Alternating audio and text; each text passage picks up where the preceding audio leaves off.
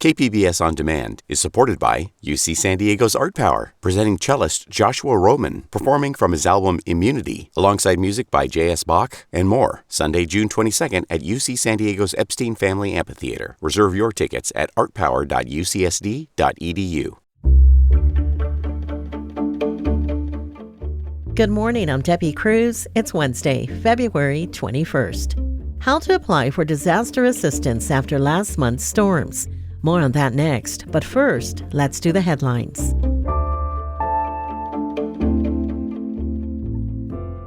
The rainy weather isn't over yet. The National Weather Service says there's a chance of thunderstorms today.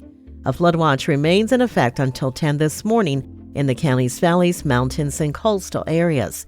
The weather is expected to clear up tomorrow, but more rain could be headed our way by the end of the weekend.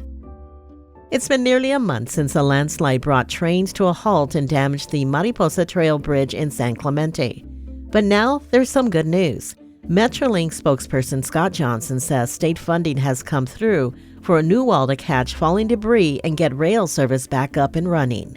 So we were excited to receive an allocation of $7.2 million from the state of California this past Friday, following the Orange County Transportation Authority's request. Johnson says a precise design and the construction schedule will be finalized this week, but there's still no exact timeline when passenger rail service will resume. Millions of dollars in funding meant to help migrants in the county is set to run out tomorrow. The $6 million fund was used to help migrants with transportation and other needs. County Supervisor Jim Desmond is now asking for federal assistance. He said when the funding runs out, he anticipates a surge in people sleeping in airports and on the streets. Desmond also said the U.S.-Mexico border situation has escalated to alarming levels, with over 100,000 border encounters recorded in San Diego over the past 5 months.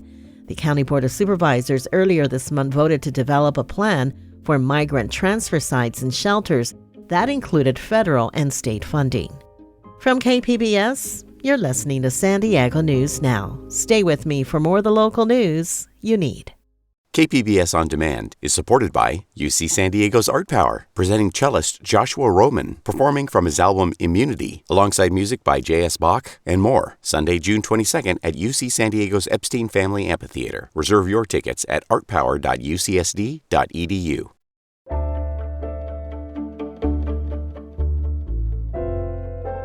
The federal government is stepping in to help people whose homes and businesses were damaged in last month's historic storms. President Biden approved a disaster declaration for San Diego County earlier this week. Reporter Melissa May spoke with a FEMA representative about what that means. The Federal Emergency Management Agency, or FEMA, now has federal funding to help San Diegans impacted by the storms that hit the county from January 21st through the 23rd. FEMA Representative Brady Penn says assistance covers a range of needs. Everything from renters who have damaged property to homeowners who need to do repairs on their homes. All of those things can be covered, and even things like temporary housing. You can apply for FEMA assistance by visiting disasterassistance.gov or calling 1-800-621-3362 or through the FEMA app. FEMA will also have disaster recovery centers throughout the county where you can talk to a representative in person. Melissa May, KPBS News. Bancroft Elementary in Spring Valley will reopen next week to students and staff displaced by last month's devastating floods. Education reporter MG Perez has more on that and a very special fundraiser benefiting the recovery.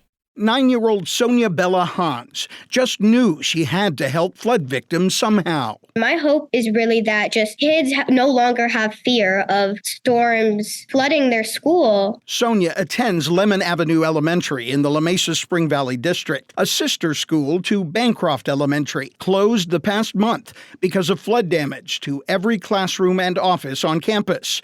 The fourth grader started the Bracelets for Bancroft fundraiser, selling her handmade donated plastic bead bracelets for donations to help flood victims. Her mother, Charlotte Hans, says she's proud of her daughter for learning an important lesson. That sense of giving back to your community starts at a very young age, and that cultivation of your identity. I think it all starts with the formative years. Bracelets for Bancroft raised $700. The school will welcome back students to their restored campus on Monday. MG Perez, KPBS News.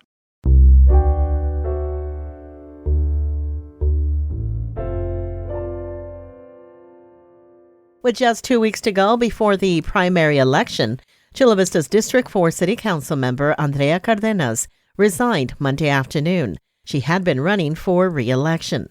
South Bay reporter Corey Suzuki has more about what this decision means for Chula Vista voters. Cardenas announced that she was stepping down in a memo to her colleagues.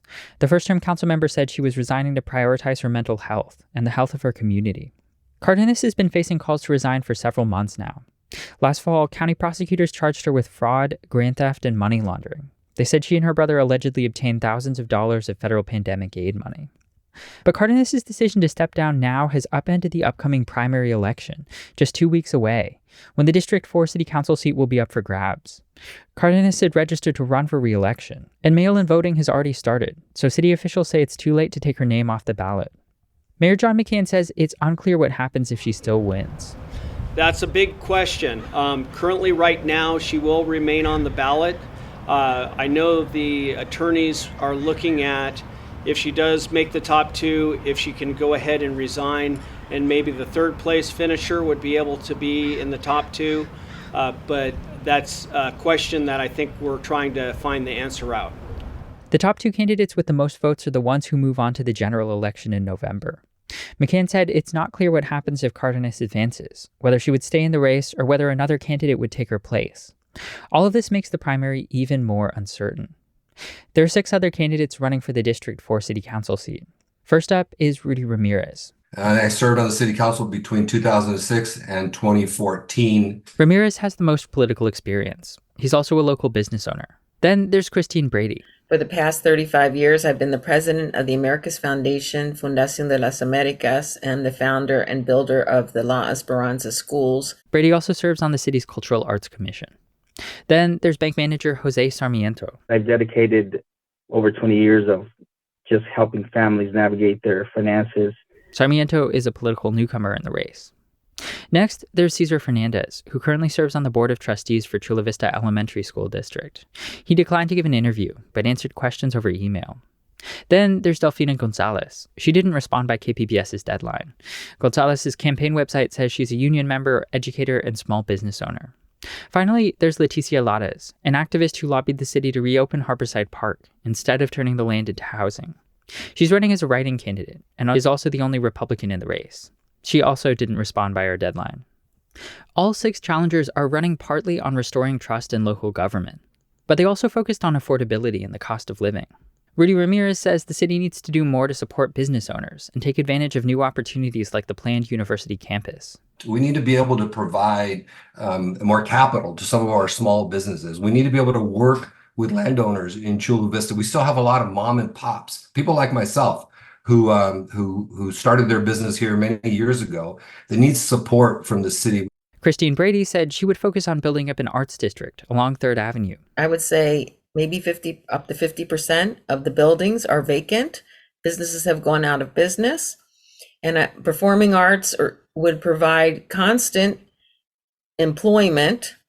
It would contribute to the mental health of the community. It would stimulate the economy. Sarmiento emphasized working with nonprofit organizations and said he would focus on strengthening existing partnerships. We don't have to reinvent the wheel. Things are already happening. You have a lot of the nonprofits that are offering workforce partnerships. Then they are able to give a job to our local neighbors and residents. And then from there, they're able to thrive. So that makes it sustainable. Election day for the Chula Vista District 4 primary is March 5th. Corey Suzuki, KPBS News. To learn more about all of the candidates and their positions under their issues, visit our Voter Hub online at kpbs.org/voterhub. The city of San Diego has settled a lawsuit over its climate action plan. Metro reporter Angie Bowen says the city's efforts to phase out fossil fuels will now face a lot more scrutiny. A year and a half ago, San Diego pledged to achieve net zero greenhouse gas emissions by 2035. Two environmental nonprofits promptly sued the city, arguing those climate goals were all talk and no action. In settling the lawsuit this month, the city agreed to set annual targets for reducing emissions. Nicole Capritz, head of the nonprofit Climate Action Campaign, says that's something she's been pushing for years. We need to know if we're making progress. Is there any reduction at all, or are we just flatlining? And if we're flatlining, that's a problem for everybody, and particularly the next generation, frankly. San Diego's carbon footprint increased slightly in 2021 due to an increase in driving following the end of COVID-19 restrictions. That came even as emissions from electricity generation dropped. Andrew Bowen, KPBS News. California landlords would be required to accept pets under first-of-its-kind legislation introduced this month. The bill by San Francisco Assemblymember Matt Haney would also ban property owners from asking about pets on applications, limit pet deposits, and prohibit pet rent, which is additional monthly fees for pets. KQED's Vanessa Rancaño reports. Animals are Marika Goolsby's life. I love them so much because I think they really connect people to their humanity. The Oakland resident owns City Hikes Dog Walking and Pet Sitting, volunteers at animal shelters, and rescues strays. Scruffy, Goldie, and then this is Kaboli. But her three small dogs also made it hard for her to find a place to live. There were very few places that were pet-friendly, and those that were pet-friendly, they wanted pet rent, plus a pet deposit, plus only one pet allowed. At one point, I thought I was going to be living in my car with my pets. Goolsby even made resumes for her dogs, listing their training credentials and vaccinations in an effort to win over landlords. When she finally found one who'd accept her, she had to put down an additional $500 pet deposit and pay an extra $120 a month in pet rent. The rent was already high, and the pet rent definitely didn't help. A two-tiered system that punishes people for having pets should not be allowed in the law. Assemblymember Matt Haney said his proposal, AB 2216, is aimed at solving a big problem he sees in the rental world: tons of tenants with pets and very few landlords willing to accept them. His staff analyzed Zillow apartment listings and found just 20% of San Francisco apartments allowed cats and dogs of all sizes. In Los Angeles, it was 26%. Meanwhile, other surveys have found 2 in 3 households nationwide own pets. We're not going to solve our housing crisis if we continue to allow for no protections for pet owners who represent the majority of our tenants. He said the law would make exceptions for landlords who have good reasons for excluding pets from their properties, things like allergies, as long as owners can provide written documentation. They can't just say no pets allowed. He said his legislation would limit the number of pets landlords must accept and allow property owners to require pet liability insurance. But landlords are already expressing concerns about the proposal. Krista Goldbranson is executive director of the Berkeley Property Owners Association. It's always that worry feeling about the risk of the particular pet. She argues this law would put landlords in a really tough position because pets have the potential to damage property. The biggest concern is just not being able to make that determination of risk and make a decision based on that. California already has laws in place that require property owners to make exceptions for tenants with disabilities or mental health issues who rely on emotional support or service animals. But attorney Julia Howard-Gibbon with Fair Housing Advocates of Northern California says many renters aren't aware of their right to request these accommodations. Or sometimes they do know, but the landlord really pushes back on that.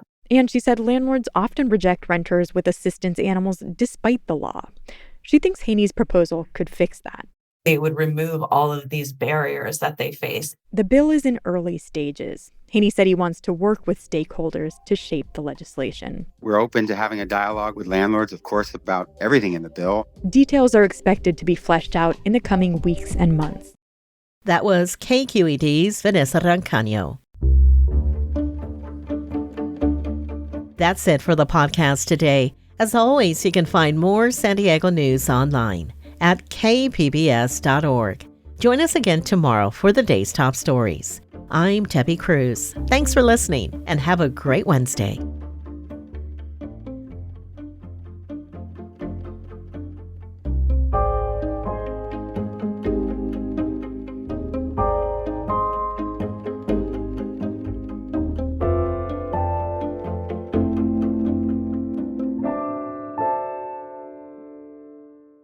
KPBS On Demand is supported by UC San Diego's Art Power, presenting cellist Joshua Roman, performing from his album Immunity, alongside music by J.S. Bach and more, Sunday, June 22nd at UC San Diego's Epstein Family Amphitheater. Reserve your tickets at artpower.ucsd.edu.